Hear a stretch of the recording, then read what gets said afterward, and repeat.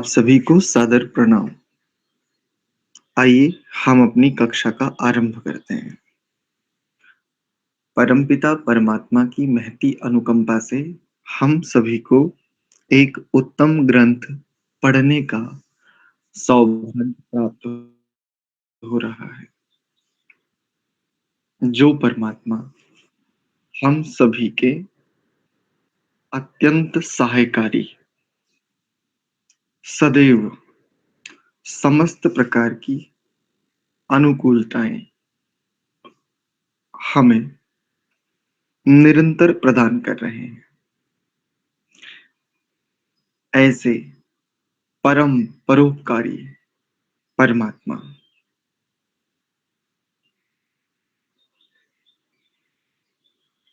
सदैव हम सबका कल्याण चाहने वाले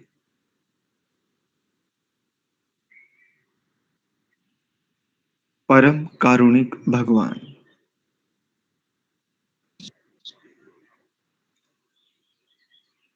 मंत्र पाठ।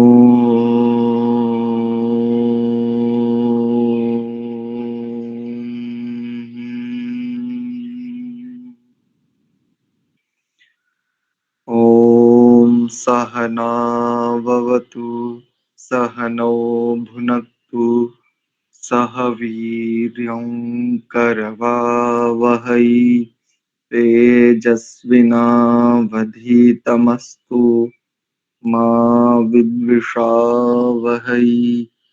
ॐ शान्ति शान्ति शान्तिः।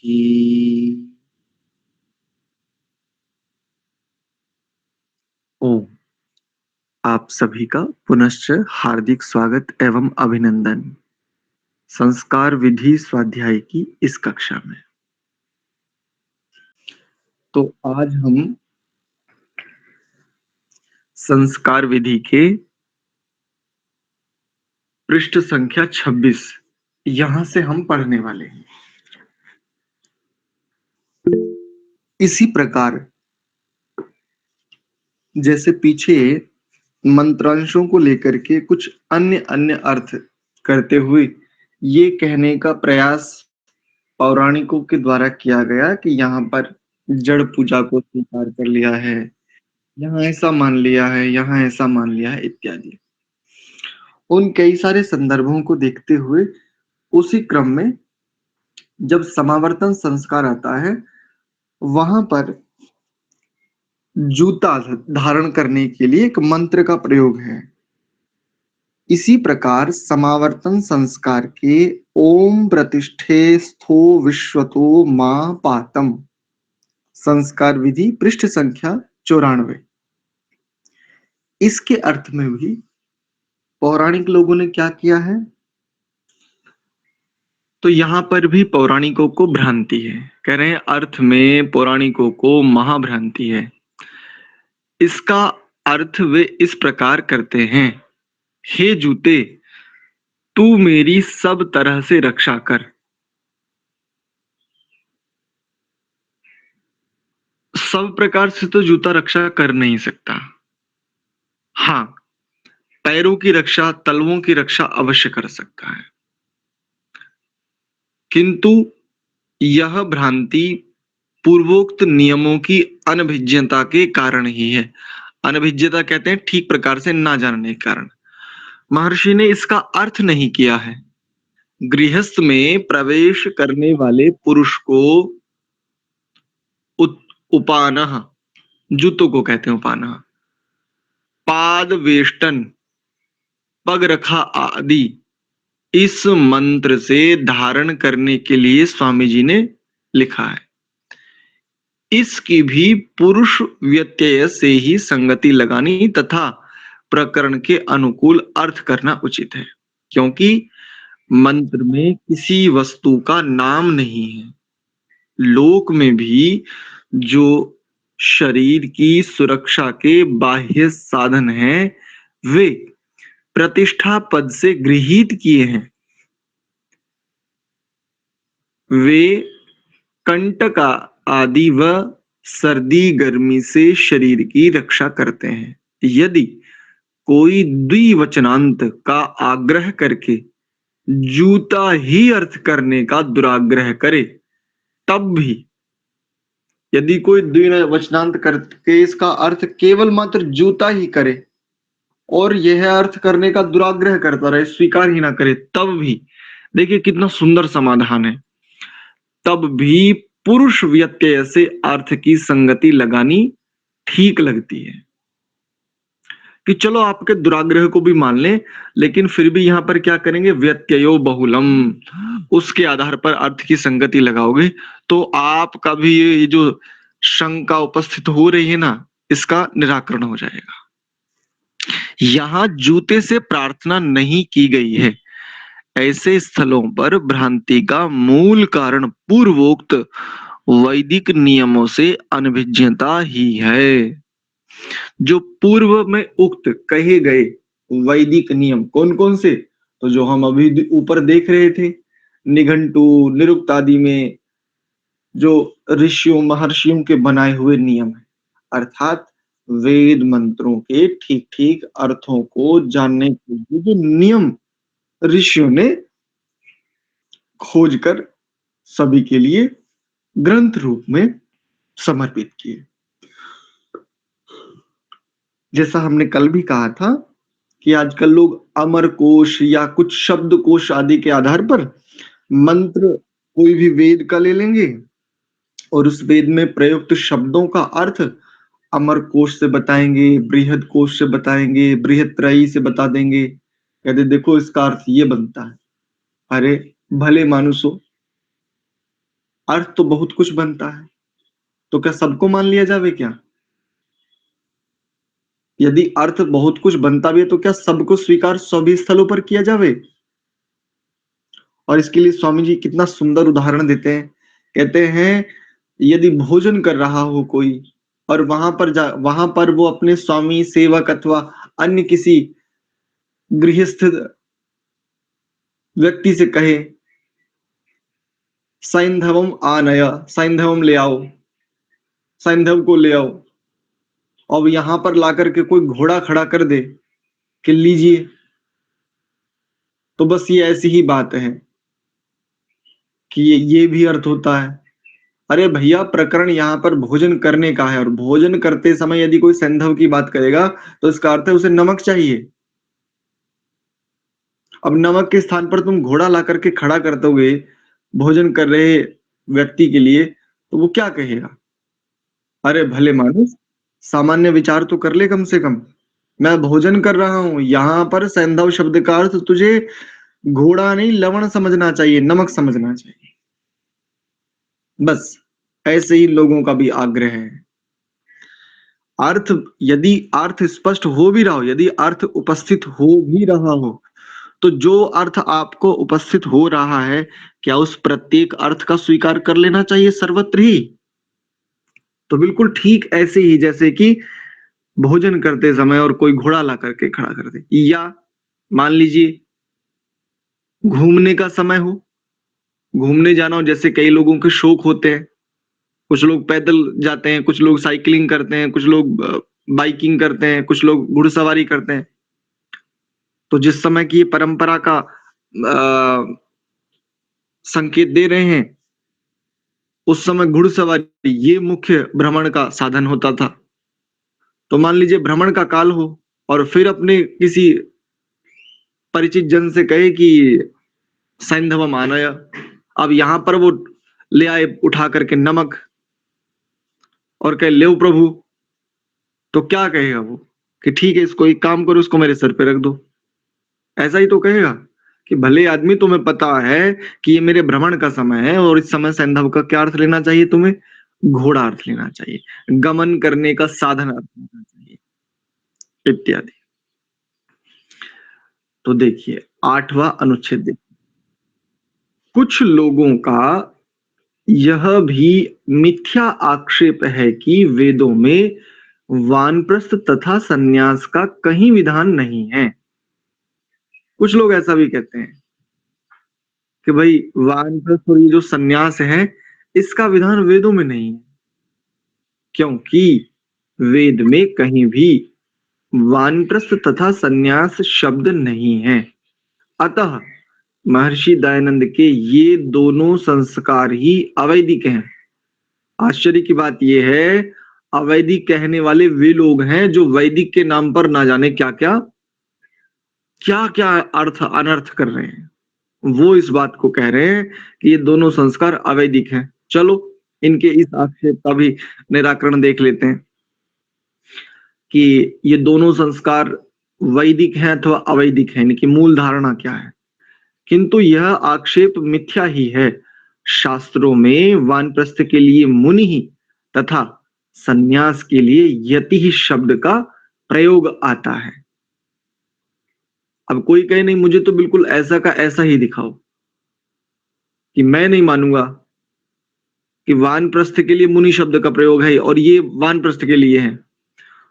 यदि कोई ऐसा कहे या मुनि शब्द के सन्यास के लिए यति शब्द का प्रयोग मैं नहीं मानूंगा, तो उनको कहीं भी वानप्रस्थ, जहां वानप्रस्थ आश्रम आदि हो वहां ले आइए, या कोई वानप्रस्थियों उनके समीप ले आइए और वहां उसे कुछ मत कहिए, बस सामान्य रूप से कुछ समय के लिए उसको वहां रख छोड़िए, उसको स्वयं स्पष्ट हो जाएगा।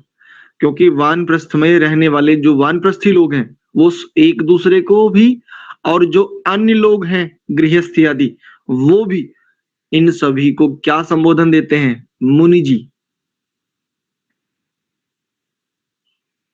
अन्य किसी को मुनि क्यों नहीं कहा? तो यहाँ पर मुनि कहने का तात्पर्य क्या है? मुनि कहने का तात्पर्य ये है क्योंकि वह गृहस्थ आदि धर्मों से अब आगे बढ़ चुका है। तो जो गृहस्थ आदि धर्मों से आगे बढ़ जावे उसको मुनि कहा जाता है।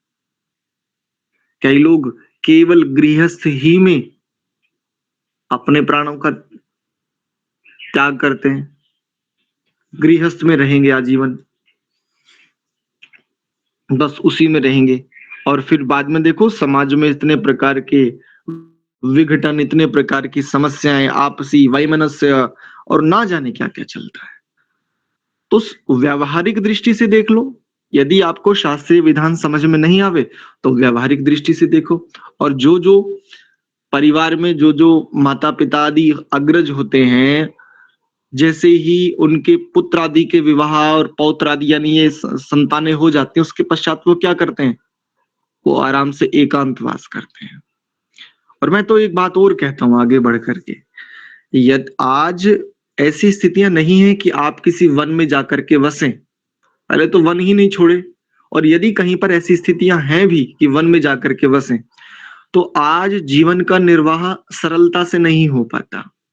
ऐसी स्थितियां नहीं बची हैं, भौगोलिक भी और अन्य भी। घर ही को वानप्रस्थ बनाया जा सकता है।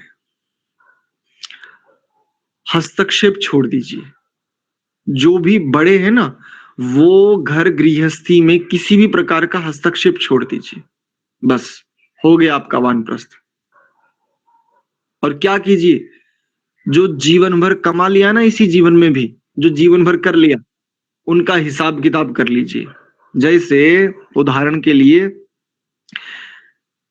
जो व्यवसाय आदि से संबंधित, व्यापार से संबंधित लोग हैं, जो नौकरी पेशा से संबंधित हैं, ये लोग अच्छे से समझते हैं इसको। पूरे साल का एक फाइनेंशियल बजट होता है, पूरे साल में कितना लॉस हुआ, कितना प्रॉफिट हुआ, इसका एक पूरा का पूरा डेटा, उसकी एक पूरी की पूरी समरी बनाई जाती है और देखा जाता है कि अभी हम कहाँ पर हैं।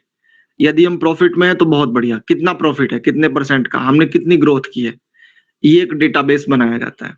और यदि हम लॉस में है तो कितना लॉस हुआ, रीजन क्या है, ये सारा का सारा, और फिर उसका टैक्स पे वगैरह ये सब करके, और फिर अगले साल का जो हमें बनाना होता है कि अगले साल का हमारा कितना टारगेट है या हमें कितना अचीव करना है आगे, ये सब सामान्य व्यवहार में, जीवन जीने के जो साधन है, केवल जीवन जीने के, वहां पर भी ये देखा जाता है।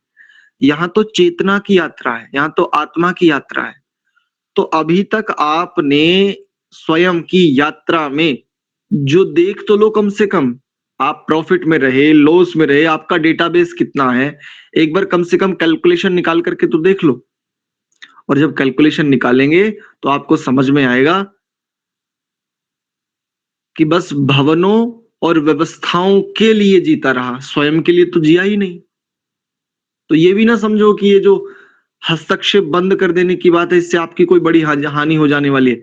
वस्तुतः जब आप यह विचार करते हैं तो एक बात अच्छे से समझ में आती है, चलो अब स्वयं के लिए जीते हैं।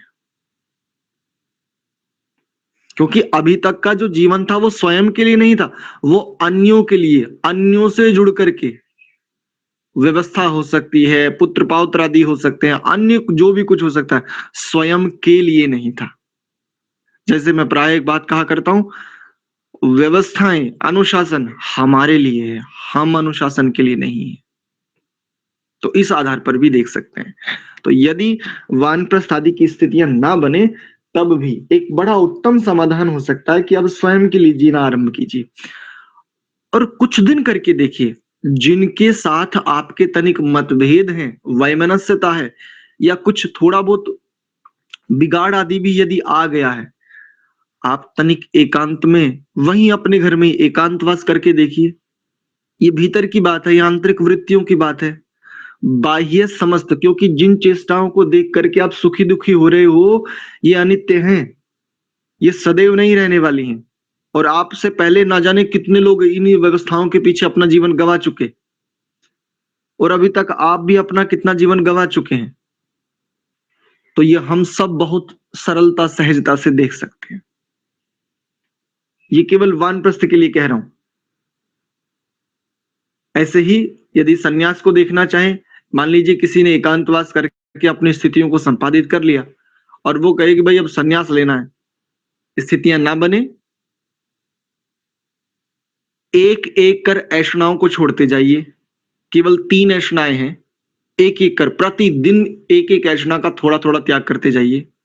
और जिस दिन आपको भीतर में खूब दृढ़ता आ जावे, जिस दिन आपको लगे कि अब मैं अग्निमय हो गया हूं, बस सन्यास भीतर की वस्तु है। बाहर से वस्त्रों को धारण कर लेना मात्र ये सन्यास नहीं है। सन्यासी आपस में झगड़ते देखे जाते हैं। ऐसे ऐसे सन्यासी हैं कि गुरुकुल ही चलते हैं, वैदिक गुरुकुल ही चलते हैं, लेकिन आपस में झगड़ रहे हैं। और ऐसे बीच में दीवारें खड़ी करनी पड़ी, जैसे मानो दो भाइयों के बीच आपसी मतभेद हो जावे, और वहां उनके लिए एक दीवार खड़ी करनी पड़ती है कि चलो तुम लोग झगड़ो मत, एक काम करते हैं, इस संपत्ति, इस व्यवस्था के 2 भाग कर देते हैं। ऐसी ऐसी स्थितियां, जब आपका जीवन ही परमार्थ के लिए है तो ये आग्रह किस लिए, इत्यादि। तो सन्यास भीतर की जीने की आंतरिकता है, बाहर की नहीं। कुछ लोग सुंदर से लाल अग्निमय वस्त्रों को देख करके ऐसे ही बस मैं सन्यासी हूं, भैया कहने की आवश्यकता ही नहीं है, बिल्कुल भी कहने की आवश्यकता नहीं है। महाराज जनक के विषय में उनके लिए ऋषियों के द्वारा, आचार्यों के द्वारा ऐसे ऐसे संबोधन किए जाते थे, यतिवर, विरक्तेश्वर, ऐसे ऐसे शब्दों का प्रयोग महर्षि लोग करते थे उनके लिए। जबकि राजा हैं, राजा जनक हैं, राज्य पाठ में लगे हुए, तब भी उनके लिए ऐसे शब्दों का प्रयोग किया जाता था। अस्तु, आगे देखिए। जैसे मनुस्मृति के 6 अध्याय में वानप्रस्थ के लिए बहुधा मुनि शब्द का प्रयोग है, उपनिषदों में वनी शब्द का भी प्रयोग हुआ है। वन में रहने वाला, उसको वनी कहेंगे। वेद में भी वानप्रस्थ के लिए मुनि शब्द का प्रयोग हुआ है। जैसे ऋग्वेद के 10वें मंडल के 136वें सूक्त का 5वां मंत्र, उसमें कहते हैं अथो देवेशितो मुनि, शास्त्रों में मिलता है। मनुस्मृति में भिक्षाम नित्यम यतिश्चरेत, 656, 6 अध्याय का 56वां श्लोक।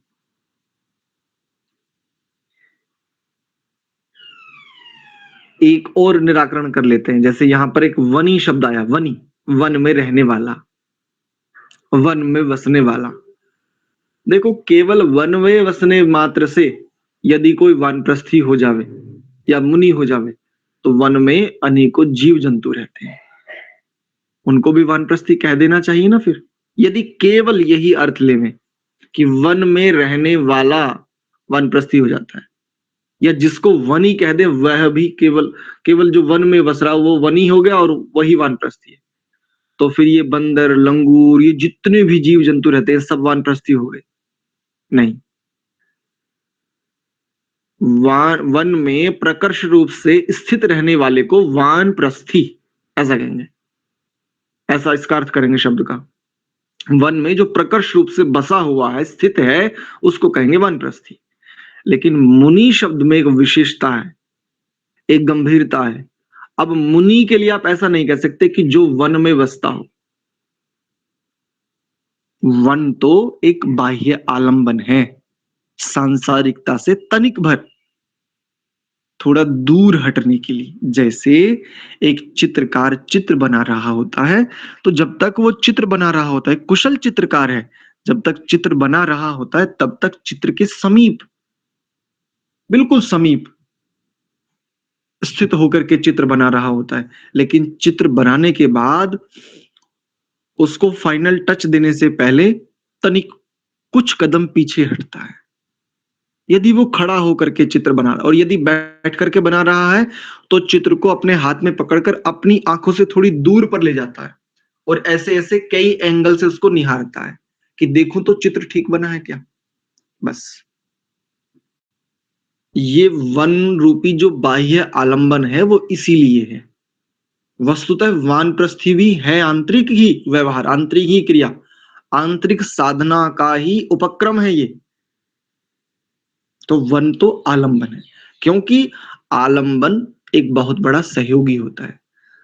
संसार में रह करके, संसार के बीच रह करके हम संसार से ऊपर उठ जाएं, ये सबके बस की बात नहीं है।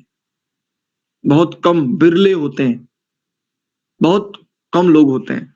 संसार से अलग हट करके भी लोगों की स्थितियां संसार में ही देखी जाती हैं या संसार के लिए ही देखी जाती हैं, ऐसा। और एक और निराकरण कर देते हैं। भगवान हनुमान के लिए एक शब्द का प्रयोग मिलता है, वानर। वानर दो तरीके से इसको आपके समक्ष रखता हूं। महाभारत में एक संदर्भ आप देखते हैं, अश्वत्थामा हतः कुंजरोवा नरोवा। यहां पर नरोवा ऐसा शब्द है, और इसका एक अर्थ आपको क्या समझाया जाता है? वन में बसने वाला, ऐसा। तो क्या भगवान हनुमान वन में बसते थे? यदि वो वन में बसते थे, यदि ये मान लिया जावे, तो महाराज सुग्रीव के महामंत्री कैसे हुए? क्योंकि महामंत्री होने के लिए किसी राज्य में होना पड़ेगा। यदि उनको ये माना जावे कि वो वन में ही रहते थे, केवल मात्र वन में ही रहे, तो किसी राज्य के महामंत्री कब बने, कैसे बन सकते हैं? विचार करना। इसलिए ये जो वानर शब्द आदि के अर्थ हैं, इस पर और गंभीरता से विचार कीजिए, और जो जो आचार्य ऐसा अर्थ पढ़ा रहे हैं उन तक ये जिज्ञासा लेकर के जाइए कि यदि वो वन में रहने के कारण वानर हैं, तो मंत्री उनको महामंत्री क्यों बनाया गया? क्या किसी वन में रहने वाले मनुष्य को, किसी प्राणी को महामंत्री बनाया जा सकता है? क्या ये सामान्य व्यवहार संगत भी बात लगती है क्या? तो कपि और उन सब के अर्थ करना, ये तो फिर एक बहुत अलग ही बात हो जाएगी। वो हनु और ठुड्डी पिचक गई थी, ऐसा हो गया था, वैसा, ना जाने वो क्या क्या चलता है। मैं उसमें नहीं जाता, बस एक संकेत कर रहा हूं कि केवल मात्र जो भी आर्य विद्वान आपको पढ़ा रहे हैं उसको भी केवल आंख बंद करके मत स्वीकार कीजिए। मैं भी जो पढ़ा रहा हूं, हम भी जो मिलकर के सब स्वाध्याय कर रहे हैं, आंख बंद करके स्वीकार मत कीजिए। आंखें खुली रखिए। अग्ने नय सुपथा।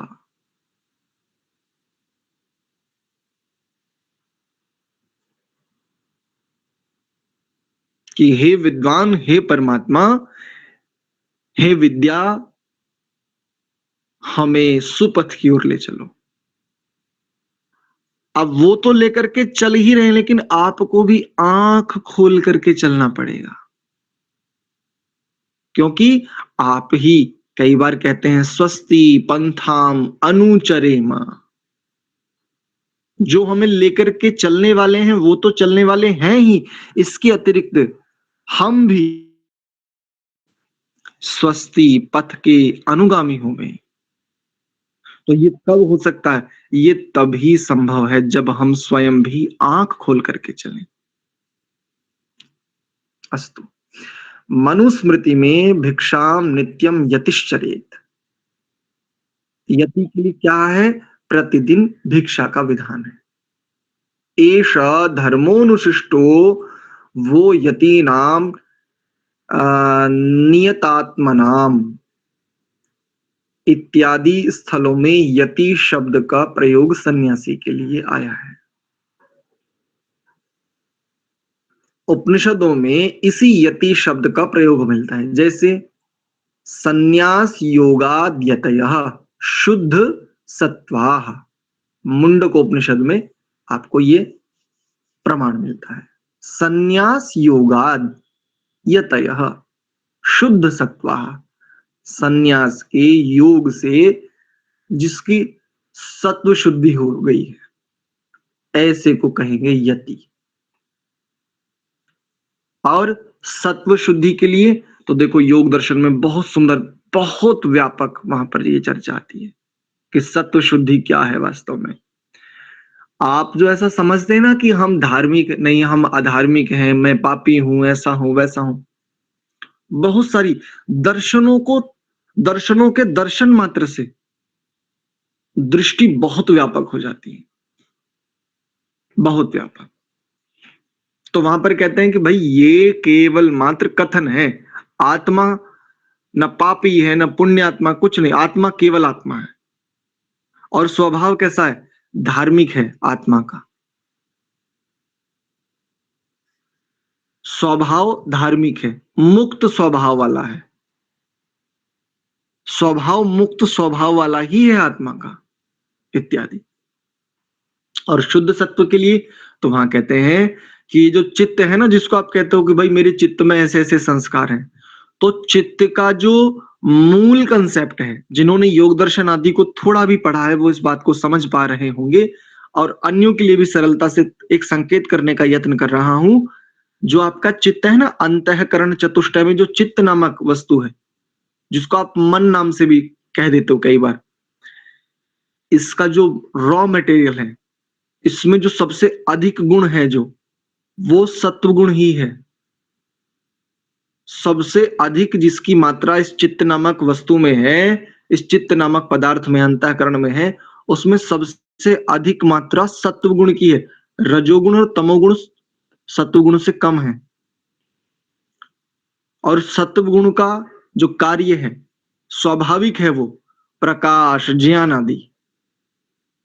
तो जिसने सन्यास के योग से, अब सन्यास का क्या होगा अर्थ? तो वही सम्यक प्रकार से जो न्यासी हो गया है, किसका? स्वयं का, चेतना का। ये अर्थ समझ में ना आवे तो जिसने ऐषणाओं को त्याग दिया है, जिसने ऐषणाओं में दोष देख लिया है, जीवन में जिसने इन ऐषणाओं को बाधक समझ लिया है, ऐसे निरंतर अभ्यास से जिसने चित्त की शुद्ध स्थिति में जो अवस्थित हो गया है, यतयः, ऐसे को यति कहते हैं। तो यति शब्द सन्यासी के लिए भी प्रयुक्त हुआ है। वेदों में भी यति शब्द का बहुधा प्रयोग हुआ है।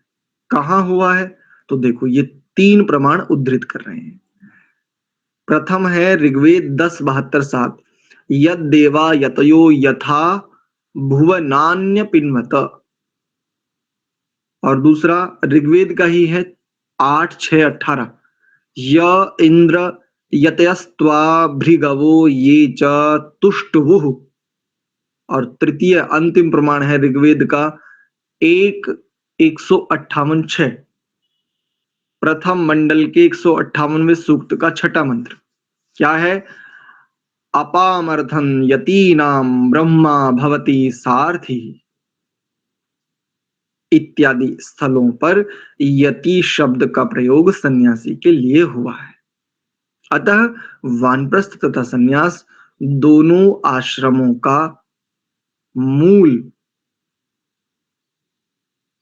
वेदों में होने से पौराणिकों के आक्षेपों का स्पष्ट रूप से खंडन हो जाता है और उनके मिथ्याक्षेपों से उनकी ज्ञान लव विदग्धता ही प्रकट होती है।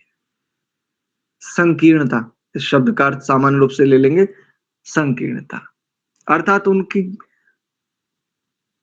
बहुत कम जानना, ऐसा कह सकते हो, बहुत संकुचित दृष्टि। कहते ना यार तुम बड़ा छोटा सोचते हो, बहुत छोटी सोच है।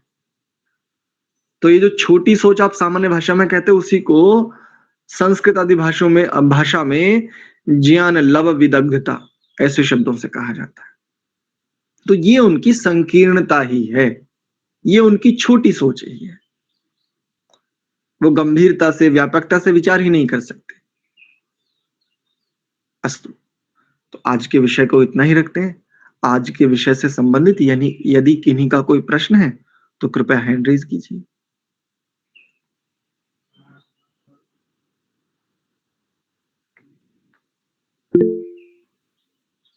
जी, धर्मदेव जी।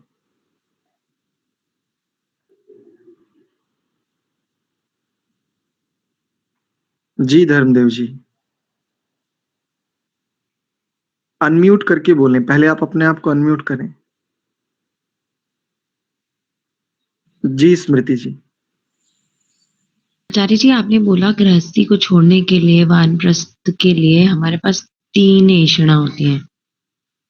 तो हाँ जी। कौन सी वो? उसको स्पष्ट।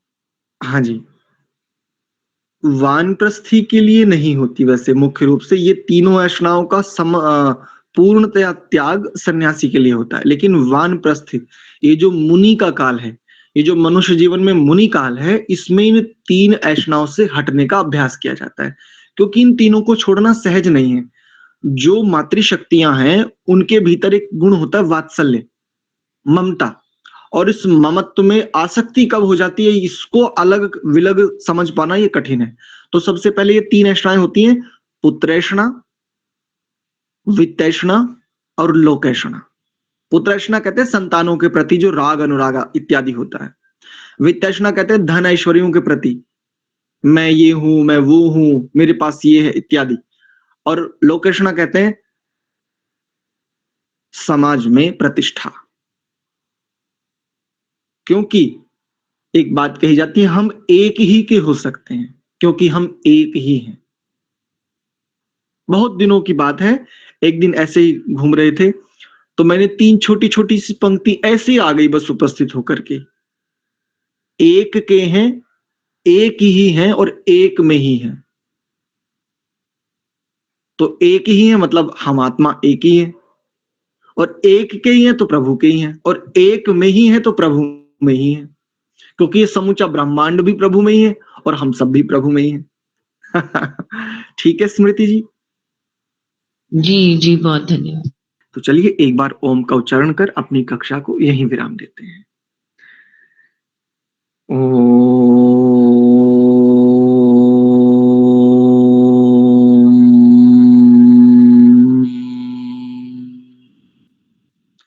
शांत शांत शांति।